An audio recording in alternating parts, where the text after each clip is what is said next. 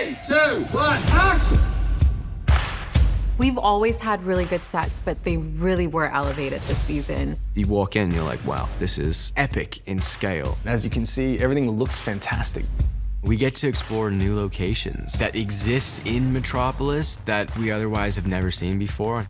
What I love about this season is how we dive into horror. We have blood, knives, a lot of the horror imagery that we hadn't been able to use before that we used in season 1 with Raven, but we haven't been able to go back to it. And that has been a lot of fun on a technical level and exciting on a storytelling level. Metropolis is the birthplace of Connor. It's the home of Superman. It's also the home of Lex Luthor. And in contrast to Gotham, it's kind of perceived as, I guess, a lot brighter, more hopeful place to be. It's a city that looks to the future, and there's beautiful parks, and Superman's flying through the sky, saving people. We really believed that coming out of season 3, which was emerging from the darkness of Gotham, that the Titans needed to move towards light. And in the DC world, Metropolis is light. There's a long history of Toronto being kind of the visual model for Metropolis in the books. We have lots of tall glass buildings, clean lines, great architecture. But to create Metropolis, we have to find its identity. And to me, Metropolis' identity lies within Star Labs.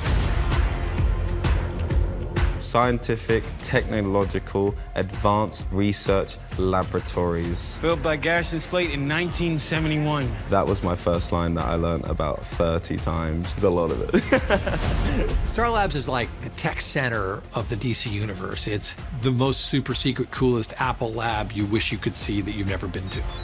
The comic book version has more of a rectangular box shape, whereas ours is more of a circular environment. We wanted to just really represent the galaxy and space, which is all about Superman. The underlit floor of the set is actually a reuse of Deathstroke's floor set in season 2. We made it from a square shape to a round shape. It's such a useful piece to have to light our space and actors. LexCorp Tower is also a very high-tech place, but it serves a different purpose compared to Star Labs. If Star Labs' mission is to help humanity, LexCorp Tower is there to take over humanity. There's this really amazing drawing of Lex Luthor in his glass box office overlooking Metropolis, like a villain looking over his own kingdom in a way.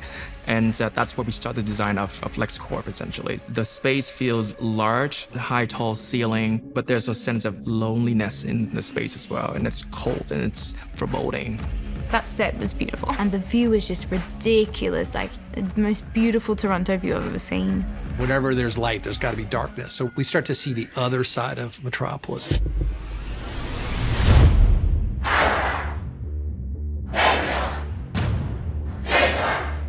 Welcome. This is the Temple of AZARATH.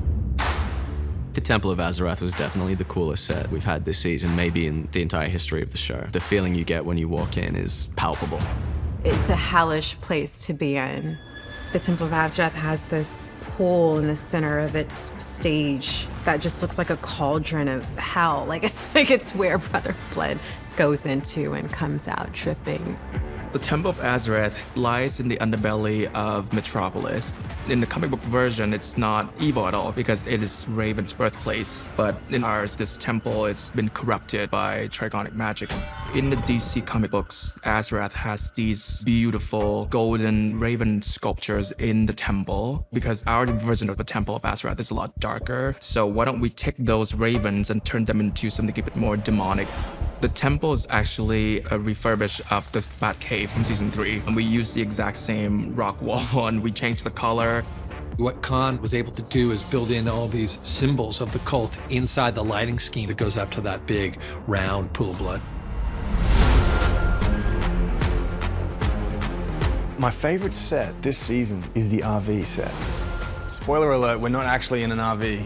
We built a set. There's a lot of opportunities for travel and for us to appear like we're on the road, but we're really in the studio. It's so fun to be able to explore these imaginary cities that fans know so well. This season in particular, I like the look of a bit more because it's not as just dumpster fiery. It's refined fire. It's beautiful trigonic fire. Last season it was gritty and Gotham, whereas this season it's really magical and underground. What I love is watching our Titans together. I never get as excited as seeing all of them walk into frame standing by each other. You're like, wow, they are cool.